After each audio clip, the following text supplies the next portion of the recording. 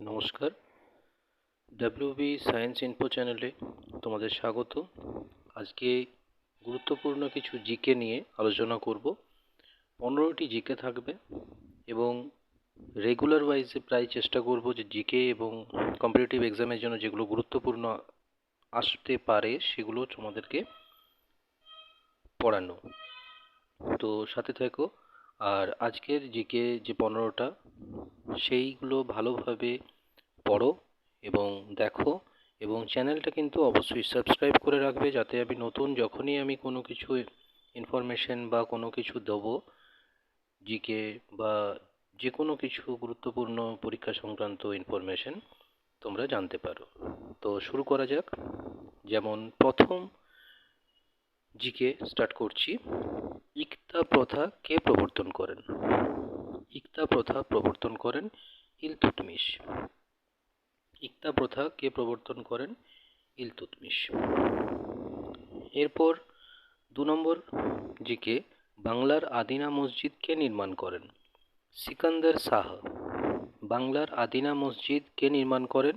সিকান্দার শাহ। বাংলা ভাষার প্রথম সংবাদপত্রের নাম কি? সমাচার দর্পণ।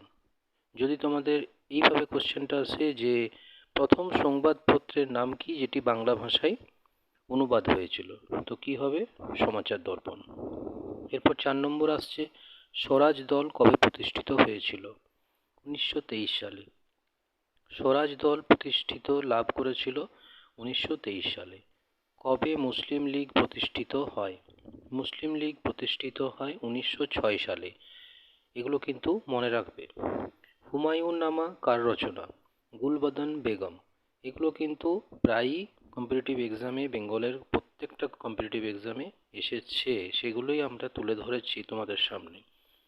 এবং চ্যানেলটা সাবস্ক্রাইব করে অবশ্যই যে বেল আইকন আছে উপরে সেটি কিন্তু প্রেস করে রাখবে। কেমন? কবে মুসলিম লীগ প্রতিষ্ঠিত হয়েছিল বা গঠিত হয়েছিল? 1906 সালে। হুমায়ুন নামা কার রচনা? গুলবদন বেগম। তিতুমির কে ছিলেন? ওয়াহাবি আন্দোলনের নেতা। যদি এটা আবার ঘুরিয়েও দিতে পারে যে ওয়াহাবি আন্দোলনের নেতার নাম কি, তখন তোমরা বলবে তিতুমির। ওখানে অপশন থাকবে, সেটার থেকে তিতুমির কে ছিলেন ওয়াহাবি আন্দোলনের নেতা। কাবুলিয়ত এবং পাট্টা কে প্রবর্তন করেন? এটা আশা করি অনেকেই জানো। শেরশাহ। শেরশাহ কাবুলিয়ত এবং পাট্টা প্রবর্তন করেন। আচ্ছা, জিটি রোড কে যার নামে জিটি রোডটা হয়েছিল, আশা করি সেটা তোমরা জানো। অবশ্যই কমেন্টে লিখবে যে গ্র্যান্ড ট্রাঙ্ক রোড বা জিটি রোড কার দৌলতে তৈরি হয়েছিল, এবং যিনি ওটা তৈরি করার পেছনে যার অবদান সব থেকে বেশি, তার নাম কি? ঠিক আছে, আশা করি তোমরা জানো। সেটার উত্তরটা অবশ্যই কমেন্ট বক্সে জানাবে। স্বরাজ দলের একজন নেতার নাম বলো। স্বরাজ যে দল, একজন নেতার নাম বলো। চিত্তরঞ্জন দাস। স্বামী বিবেকানন্দ রচিত একটি গ্রন্থের নাম কি? না, বর্তমান ভারত। মুঘল ভারতে কে জিন্দা পীর নামে পরিচিত ছিলেন?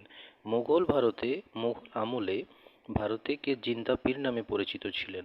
বা এটাও বলতে পারে যে জিন্দা পীর কে ছিলেন, সেটা হচ্ছে ঔরঙ্গজেব। জিন্দা পীর ছিলেন ঔরঙ্গজেব। ডান্ডি অভিযান কবে হয়? আমরা জানি যে গান্ধীজি ডান্ডি অভিযানের করেছিলেন ডান্ডি অভিযান, এবং সেটি কত সালে হয়?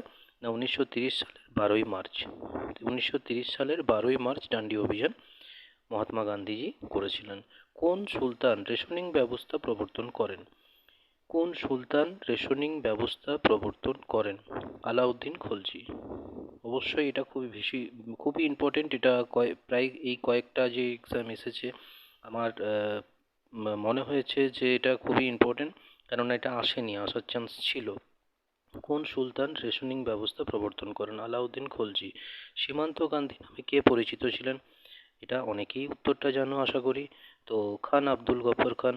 সীমান্ত গান্ধী নামে কে পরিচিত ছিলেন? না, খান আব্দুল গফর খান। এরপর আসি 15 নম্বর আজকের শেষ জিকে। হিন্দু মেলার প্রতিষ্ঠাতা কে? নবগোপাল মিত্র। হিন্দু মেলার প্রতিষ্ঠাতা কে? নবগোপাল মিত্র। তো তোমাদের জানিয়ে রাখি আজকে 15টা যে জিকে সেটা আজকে সমাপ্ত করলাম, এবং নেক্সট জিকে কাল আবার আপলোড হবে। তো তোমরা অবশ্যই চ্যানেলটা সাবস্ক্রাইব করে রাখবে। এখানে রীতিমতো আমি চাকরি সম্বন্ধে ইনফরমেশন দেওয়ার চেষ্টা করব এবং মোটিভেট করব যে তোমাদের যাতে ভালোভাবে এক্সাম দিতে পারো। হ্যাঁ, জিকে এবং বিভিন্ন পরীক্ষা সম্বন্ধে ইনফরমেশন এখানে আপলোড করা হবে।